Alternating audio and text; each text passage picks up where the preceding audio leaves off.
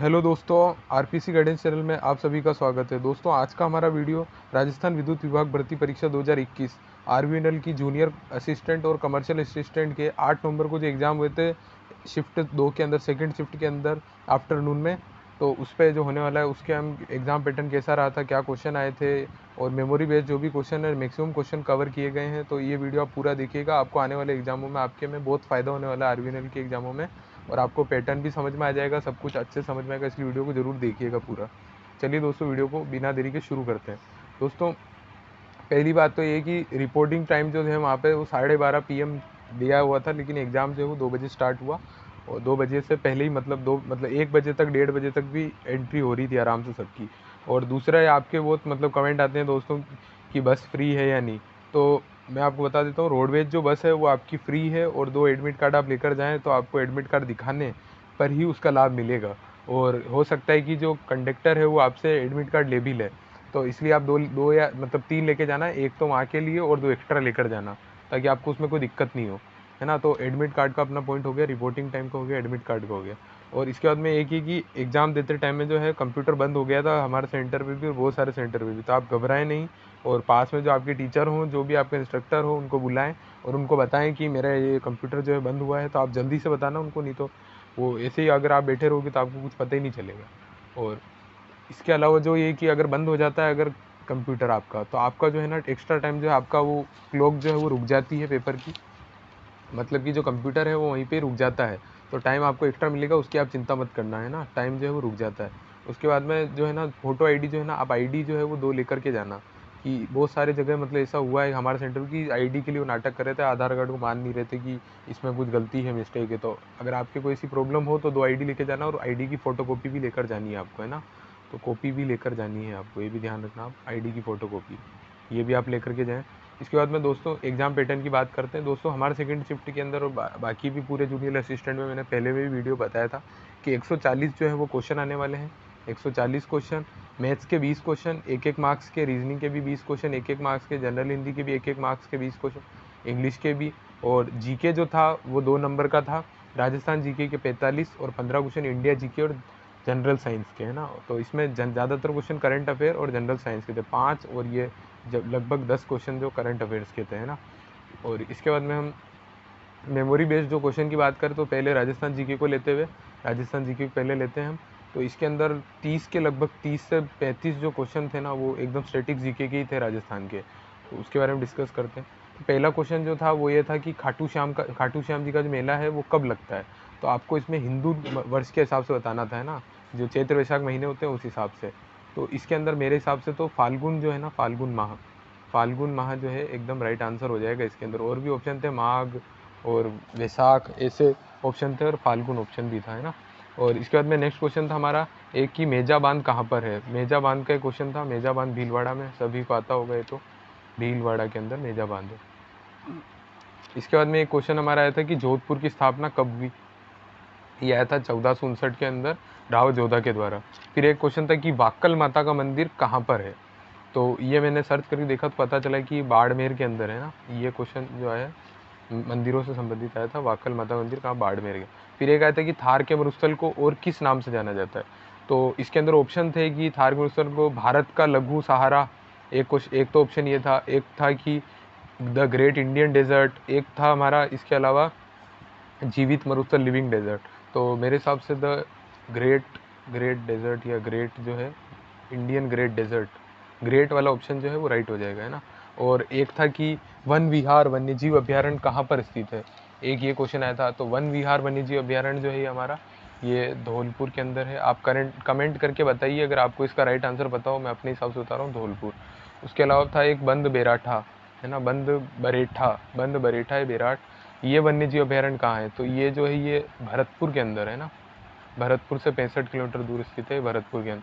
फिर एक क्वेश्चन आया था कि बूंदी की साक्षरता दर कितनी है। तो ये आप कमेंट करके बताइए कितनी होगी, और मेरे अकॉर्डिंग तो 67% हो सकती है। फिर एक आया था कि माही बजाज सागर बांध स्थित है। तो दोस्तों ये IBPS ने डायरेक्ट नहीं पूछा था कि माही बजाज सागर की लोकेशन बताओ, उन्होंने बोला था कि माही बजाज सागर बांध किस जिले की जीवन रेखा यानी कि लाइफलाइन है। तो ये बांसवाड़ा की है ना, बांसवाड़ा, ये भी इजी क्वेश्चन था एक। फिर एक आया था कि गणेश पाल कहाँ का अंतिम शासक है। तो जो पाल वंश के शासक है आप सभी को पता है कि करौली जिले के हैं, तो इसके अंदर करौली जो हो जाएगा आंसर है। आप कमेंट के अंदर भी बताना अगर आपको आता हो। और इसके बाद मैंने एक क्वेश्चन आया था कि सर्वाधिक घनी आबादी वाला जिला कौन सा है, तो ये था जयपुर। और भी ऑप्शन दे रखे थे पर जयपुर का जनघनत्व भी सर्वाधिक है और जनसंख्या भी सर्वाधिक। फिर एक आया था कि मंचकुंड कहाँ स्थित है, तो मंचकुंड जो है ये धौलपुर के अंदर स्थित है। मंचकुंड तीर्थ धौलपुर के अंदर स्थित है ना, आप कमेंट में बताना अगर आपको भी याद। फिर एक था वस्त्र नगरी कहाँ पर स्थित है, तो वस्त्र नगरी किसके नाम से जाना जाता है, कौन से जिले को, तो ये भी भीलवाड़ा, भीलवाड़ा, ठीक है, भीलवाड़ा से, है ना। फिर एक क्वेश्चन आया था कि राजस्थान में कंपनी बाग कहाँ पर स्थित है, तो दोस्तों जो हमारा कंपनी बाग है ना, कंपनी बाग जो है ये हमारा अलवर के अंदर स्थित है दोस्तों, ये ऑप्शन के हिसाब से। बाकी कंपनी बाग बहुत सारी जगह स्थित है, दिल्ली में भी है, अलवर भरतपुर में है, तो उस टाइम शायद अलवर ऑप्शन था, तो मेरे अकॉर्डिंग अलवर राइट हो जाएगा। फिर एक था कि अचलगढ़ जो है उसकी ऊंचाई में, मतलब अचलगढ़ जो पर्वत है, अरावली का पर्वत है, उसकी ऊंचाई में कौन सी रेंज आती थी, तो गुरु शिखर, शेर, जरगा ऐसे। तो फर्स्ट पे गुरु शिखर, सेकंड पे शेर, थर्ड पे जरगा और फोर्थ नंबर पे है ये अचलगढ़ है। ये एकदम राइट होगा, मैंने यही लगाया था, यही सही। फिर एक आया था रामगढ़ विषधारी अभ्यारण्य कहाँ पर है, ये भी सभी को आता होगा, बूंदी। रामगढ़ विषधारी अभ्यारण्य जो है ये बूंदी के अंदर है। और ये चौथा जो है टाइगर रिजर्व अभी हाल ही की घटना में करंट अफेयर का है। और दोस्तों एक बात मैं आपको बताना चाहूँगा कि जो अरावली पर्वत से एक और क्वेश्चन आया था कि अरावली पर्वत जो है कहाँ से स्टार्ट होकर राजस्थान से होती हुई और हरियाणा और दिल्ली तक ये जाती है, तो दोस्तों आपको पता होगा कि ये गुजरात जो है, गुजरात से स्टार्ट होती है अरावली, है ना, पालनपुर गुजरात, पालनपुर भी है पर वहाँ आप राज्य ध्यान रख लेना, पालनपुर गुजरात से स्टार्ट होती है और दिल्ली तक जाती है, राजस्थान हरियाणा से होते हुए। फिर एक क्वेश्चन आया था कि भैंसरोडगढ़ का किला जो है किन नदियों पर स्थित है, मतलब किन नदियों के बीच। आपको पता ही कि भैंसरोडगढ़ का किला कहाँ पर है, तो चित्तौड़गढ़ के अंदर है, और ये एक जल दुर्ग है और किन नदियों पे है, तो उसके अंदर ऑप्शन दे रखा था कि मतलब ब्रह्माणी दे रखा था, ब्रह्माणी तो ही है, इसके अलावा कौन सी, तो चंबल इसके अलावा जो ऑप्शन में था, तो चंबल प्लस ब्रह्माणी, है ना, इन नदियों के संगम पर ये स्थित है, इन दोनों जहाँ मिलती वहाँ। फिर ये कहता है कि सरिस्का अभ्यारण्य कब बना, ये नहीं कि सरिस्का जो है टाइगर रिजर्व कब बना, ये आया था कि अभ्यारण्य कब बना, तो 1955, 1955 जो है इसका राइट आंसर हो जाएगा। फिर आया था जल बोर्ड की स्थापना वर्ष है, राजस्थान की जब स्थापना हुई तो उसके बाद में जल बोर्ड की स्थापना कब हुई, ये आया था। तो इसका मेरे को मतलब आंसर तो एकदम क्लियर पता नहीं, पर 1955 इसका हो सकता है। आप कमेंट में बताइए, मैं तो अपने मतलब ये गेस कर रहा हूँ कितना हो सकता है, आप कमेंट में बताइएगा सही है या नहीं, इसकी गारंटी नहीं है ना। इसके बाद में एक क्वेश्चन था कि वनस्थली विद्यापीठ ये कहाँ पर स्थित है, तो ये जो है महिलाओं का जो विश्वविद्यालय है, और ये जो है टोंक के अंदर स्थित है, केवल महिलाओं के लिए है ये, है ना, ये टोंक के अंदर। फिर एक क्वेश्चन आया था अढ़ाई दिन का झोपड़ा कहाँ स्थित है, तो ये अजमेर के अंदर, ये एक इजी क्वेश्चन आया था। एक क्वेश्चन आया था कि, और बाकी के जो क्वेश्चन थे वो ज़्यादातर एक तो झीलों से, बांधों से, और कोई सी जगह कहाँ पर है ना, तो सन सन किस वर्ष में किसका निर्माण हुआ और कहाँ है ना, ये। और ज्योग्राफी के ज़्यादा क्वेश्चन थे, इनको आप अच्छे से करके जाना। फिर करंट अफेयर्स की अगर हम बात करें तो करंट अफेयर में आया था कि नेपाल के वर्तमान प्रधानमंत्री से रिलेटेड, तो वो ऐसे नहीं पूछा था उन्होंने, IBPS वालों ने ऐसे पूछे कि शेर बहादुर ये कहाँ के प्रधानमंत्री हैं, कहाँ के PM है, तो शेर बहादुर जो है नेपाल के PM है, ध्यान रखना आप। इसके बाद में कहा था G20 शिखर सम्मेलन कहाँ पे हुआ, तो ये रोम इटली के अंदर हुआ था, और आप कमेंट में एक बार बता देना कहाँ पे हुआ। फिर इसके बाद में कांस फिल्म फेस्टिवल कहाँ मनाया गया, तो ये कांस जो है ये फ्रांस के अंदर मनाया गया, ठीक है। और इसके बाद में हमारा जनरल साइंस के क्वेश्चन थे, 5 क्वेश्चन थे इसके अंदर, है ना, 5 क्वेश्चन आए थे जनरल साइंस के, उनमें से 2-3 जो है वो याद आ रहे हैं मेमोरी बेस्ड के। तो बता रहा हूँ, बर्फ़ का गलनांक जो है केल्विन में कितना था, एक क्वेश्चन आया था 273 केल्विन में है और 0 डिग्री सेल्सियस। समताप मंडल में कौन सी गैस होती है, O3 गैस होती है, ऑप्शन में था नहीं जो मेरे को पता नहीं, पर O3 गैस होती है। और नॉन स्टिक बर्तन बनाने में किसका इस्तेमाल होता है, जिस मतलब ऐसा आता है कि बर्तन जो जिनमें खाना चिपकता नहीं है, तो उसमें किसका इस्तेमाल होता है, तो उसके अंदर टेफ्लॉन का इस्तेमाल होता है, आप सभी को पता होगा टेफ्लॉन के बर्तनों का इस्तेमाल, ठीक है, इनकी कोटिंग होती है, उसके नॉन स्टिक बर्तन कहते हैं। फिर आए थे नेक्स्ट जो हमारे जनरल हिंदी के दोस्तों 20 क्वेश्चन आए थे, 20 क्वेश्चन और 20 मार्क्स के थे, बहुत ईजी थे जनरल हिंदी के क्वेश्चन। एक तो आया था विलोम शब्द और इससे समानार्थी शब्द से रिलेटेड अनुगामी का विलोम शब्द क्या है। फिर आया था रीति के पर्यायवाची जिनके अंदर गति और चाल था, तो मतलब कौन से नहीं है, तो गति और चाल इन दोनों से एक दिन मैंने गति ही टिक किया था, तो गति के चांस बहुत ज़्यादा लगते हैं। फिर अशुद्धि अलग करने के गद्यांश पढ़ के, गद्यांश से जो है 5 क्वेश्चन आए थे गद्यांश से, और अशुद्धियाँ दूर करने के भी 5 क्वेश्चन आए थे। इसके अलावा सेंटेंस को अरेंज करने के भी आए थे कि अरेंज कीजिए, इसके भी 4-5 क्वेश्चन आए थे कि ताकि जो वाक्य है वो सार्थक वाक्य बन जाए। फिर मुहावरों के 2 क्वेश्चन आए थे, एक तो आया था एड़ी चोटी का जोर लगाना और एक आंख पर पर्दा पड़ना। 2 से 3 क्वेश्चन जो है दोस्तों आप मुहावरे के मान के चलो आ सकते हैं, मुहावरे और लोकोक्तियों के। एड़ी चोटी का जोड़ लगा, इसमें आया था कि आईएएस की तैयारी या यूपीएससी की तैयारी करने के लिए एड़ी चोटी का जोड़ लगाना पड़ता है। तो इसका क्या मतलब है, तो अत्यधिक परिश्रम ना, अत्यधिक परिश्रम करना पड़ता है, इसके लिए तैयारी करनी पड़ती है, आपको पता ही है।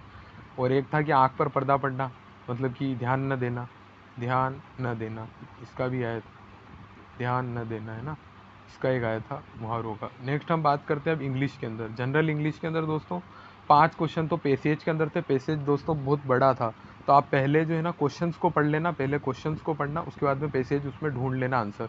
डायरेक्ट आपको नहीं मिलेगा, आपको समझना पड़ेगा कि हाँ भाई क्या कहना चाह रहा है, उसमें क्या कहना चाह रहा है, इससे ज़्यादा है, तो इसलिए आप पहले क्वेश्चन को पढ़ना। फिर उसके बाद में एरर स्पॉटिंग के आए थे 5 क्वेश्चन की गलती बताओ। अरेंज करने के आए थे 5 क्वेश्चन की सेंटेंस 4-5 दे दिए, उनको अरेंज करके और एक वाक्य बनाओ। फिर एक आया था कि स्पेलिंग मिस्टेक, किसमें क्या स्पेलिंग मिस्टेक है। तो इंग्लिश के अंदर ज़्यादातर मिस्टेक और जमाने के ही आए थे, और एक पैसेज आया था, और फिल इन द ब्लैंक्स आया था कि इसमें ब्लैंक को फिल करो। और ग्रामर जो है वो बिल्कुल नहीं आई थी ना, बिल्कुल आप मान सकते हैं कि ग्रामर इतनी कुछ खास नहीं थी, एकदम बेसिक थी 10th लेवल की। और मैथ्स जो थी वो उसके अंदर क्षेत्र में थी, आयु गणना कि इसकी आयु इतने वर्ष पहले इतने हैं, 5 वर्ष बाद इतने अनुपात दे रखा है, प्रतिशत, लाभ हानि, इन सब से 2-2 क्वेश्चन आए थे। सिंप्लीफिकेशन से ज़्यादा क्वेश्चन आए थे, 5 से 6 क्वेश्चन आए थे। ब्याज के भी 1-2 क्वेश्चन आए थे, और शंकु के आयतन का एक आया था, और बेसिक मैथ थी, मतलब 20 क्वेश्चन थे ये। तो 20 क्वेश्चन के अंदर है ना हमारे बेसिक मैथ आई थी, बिल्कुल 10th लेवल की बेसिक मैथ। बस आपके पास टाइम बचना चाहिए इनको करने के लिए। फिर रीजनिंग के क्वेश्चन थे, रीजनिंग के 5 क्वेश्चन तो सिटिंग अरेंजमेंट के, और बाकी सब बेसिक रीजनिंग, और 5 क्वेश्चन जो थे वो दिशा के थे। 5 क्वेश्चन तो सिटिंग अरेंजमेंट, 5 ही क्वेश्चन दिशा के, और बाकी सब बेसिक एकदम रीजनिंग थी। बिल्कुल टाइम हो अगर आपके पास तो आप 20 क्वेश्चन जो है 20 में से 20 नंबर आप इसमें आराम से ला सकते हैं, बस टाइम होना चाहिए आपके पास, क्या आप इसको ध्यान रखना, ठीक है। और इसके बाद में नेक्स्ट जो हमारा, मैं आपको फिर से एक बार पेपर पैटर्न को समझा देता हूँ कि आपको किस चीज़ का ध्यान रखना है ना। तो दोस्तों आप ये ध्यान रखना कि जो आपकी बस जो है फ्री है, तो 3 एडमिट कार्ड आप लेकर के जाना फोटोकॉपी करवा के उसकी, ताकि अगर वो ले भी तो भी आपके पास रहे। तो रोडवेज बस फ्री है, आप इसका ध्यान रखना। और एग्ज़ाम देते समय कंप्यूटर बंद भी हो सकता है, तो आपको घबराना नहीं है, और उनको बुला के इसको सही कराना। आपको उसका टाइम मिलेगा, कटेगा नहीं है ना, तो टाइम आपको उसका एक्स्ट्रा मिलता है। वो घड़ी जो उसकी एग्ज़ाम की पास हो जाती है। 2 फोटो प्रूफ लेकर जाने हैं, आईडी अगर हो सके तो 2 ले जाना, क्योंकि एक में वो नाटक भी कर सकते हैं, और फ़ोटो आपका जो मैच करता हो ना वही लेके जाना है, नहीं तो वो आपको ऐसे ही परेशान कर सकते हैं जानबूझ के। और इनका भी आप ध्यान रखना कि पेपर के अंदर 140 क्वेश्चन आएंगे। मैंने पहले वीडियो बनाया था, जब बहुत पहले एक हफ्ते पहले 10 दिन पहले वीडियो बनाया, तो उसके अंदर भी कहा था कि 40 क्वेश्चन आएंगे और 200 मार्क्स का पेपर होगा, जिसमें बहुत सारे लोगों ने कमेंट करके बोला था कि नहीं सर 140 क्वेश्चन नहीं आएंगे, और 8-8 क्वेश्चन बता रहे थे मैथ रीजनिंग के। तो ध्यान रखना इस बार, अभी आप, मैं खुद एग्ज़ाम दे के आया हूँ, मैंने खुद ने देखा है, मैथ्स रीजनिंग इनके 20-20 क्वेश्चन आए थे, 140 टोटल क्वेश्चन थे। हिंदी और इंग्लिश के भी 20-20 थे, और एकदम बेसिक और इजी लेवल की हमने चैनल पे हमारे इसमें मॉडल पेपर्स में भी करवा रखी है आप, तो उसमें से भी आप देख सकते हैं मैथ्स रीजनिंग और ये सब, है ना। तो पेपर पैटर्न मैंने आपको बता दिया है, 200 नंबर का है दोस्तों। एक तो आप ध्यान रखना, नेगेटिव मार्किंग आपको नहीं करवानी है ना, नेगेटिव नहीं करवाना है आपको, अपने क्वेश्चन जो हैं वो नेगेटिव बिल्कुल भी नहीं करवाने हैं। जितने आए आपको उतने ही आपको करने हैं, नेगेटिव नहीं करवाने हैं आपको, है ना। ध्यान रखना नेगेटिव मार्किंग है इसके अंदर, तो 1/4 जो है आपका कटेगा, तो आप इसका विशेष ध्यान रखना। इसके अलावा आपको मैं बता दूं, टाइम मैनेजमेंट ध्यान रखना है।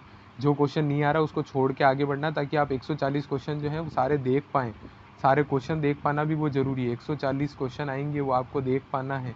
उनको आप देख लेंगे तो आपको हो सकता है कि आपको आगे के क्वेश्चन आते हो और आप बाद के आते हैं और आप पहले में ही रह जाएं कि ये नहीं आ रहा है, और उसमें ही आपने अपना सारा टाइम जो है वो वेस्ट कर दिया हो। तो ऐसा बिल्कुल नहीं हो जाए आपके साथ, इसका ध्यान रखना।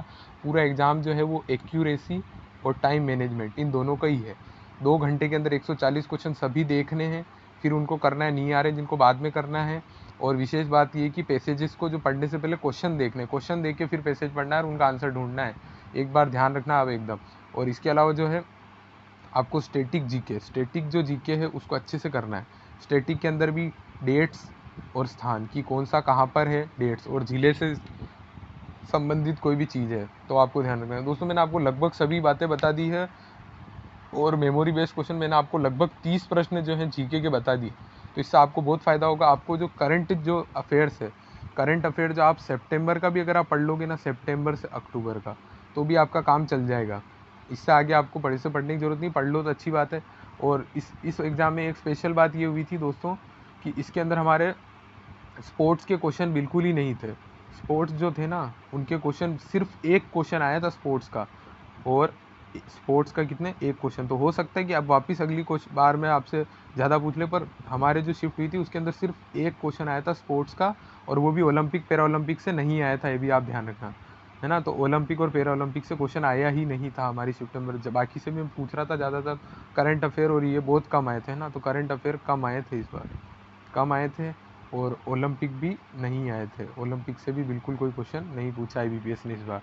इसका आप ध्यान रखना। तो आपके अगर ओलंपिक पैरा ओलंपिक कंप्लीट नहीं है, करंट अफेयर कंप्लीट नहीं है, तो भी आप ये मत सोचना कि मैंने तो कुछ पढ़ा ही नहीं, अब मेरा क्या होगा। बिल्कुल आप बेफिक्र रहना कि मेरे को सब आता है और सब कुछ वहाँ पे उस दिन के हिसाब से है। तो आपने क्या पढ़ा इससे कोई फ़र्क नहीं पड़ता, उस दिन क्या पेपर में आता है सब उससे है। तो दोस्तों आज का हमारा जो वीडियो है ये यहीं पे समाप्त होता है। मेरे को उम्मीद है कि आपको वीडियो पसंद आया होगा। अगर आपको थोड़ा सा भी वीडियो पसंद आता है तो आप लाइक कर दीजिएगा। दोस्तों आप लाइक नहीं करते हैं, मेरे वीडियोस पे बहुत कम लाइक है, इतनी मेहनत करने के बावजूद भी इतने कम लाइक है। और आप चैनल को सब्सक्राइब नहीं करते हैं दोस्तों। हमारे जो सब्सक्राइबर हैं वो जल्दी से बढ़ाइए, 1000 होने में है, तो 1000 सब्सक्राइबर होने में है, 1K कंप्लीट करवा दो, सब सब्सक्राइब करो। और आने वाले जो एग्ज़ाम के भी मैं मेमोरी बेस्ड क्वेश्चन लाता रहूँगा, इंपॉर्टेंट क्वेश्चन बनाऊँगा 15 तारीख तक तो RVNL की जो वैकेंसी है, टाइपिंग वगैरह, रिजल्ट वगैरह सब कुछ जो है आपको इस चैनल पे करवाया जाएगा। इसलिए लाइक शेयर सब्सक्राइब करके बेल आइकन को ऑन कर दीजिएगा। आप बेल आइकन को ऑन कर दें ताकि नया वीडियो जैसे ही डालूँ तो आपको नोटिफिकेशन मिल जाए। तो अब डेली वीडियोज़ आएगी। अभी मेरे एग्ज़ाम थे इसलिए मैं इतने डाल नहीं पाया। तो आपने यहाँ तक वीडियो देखा, इसके लिए आपका बहुत बहुत धन्यवाद। Thanks for watching.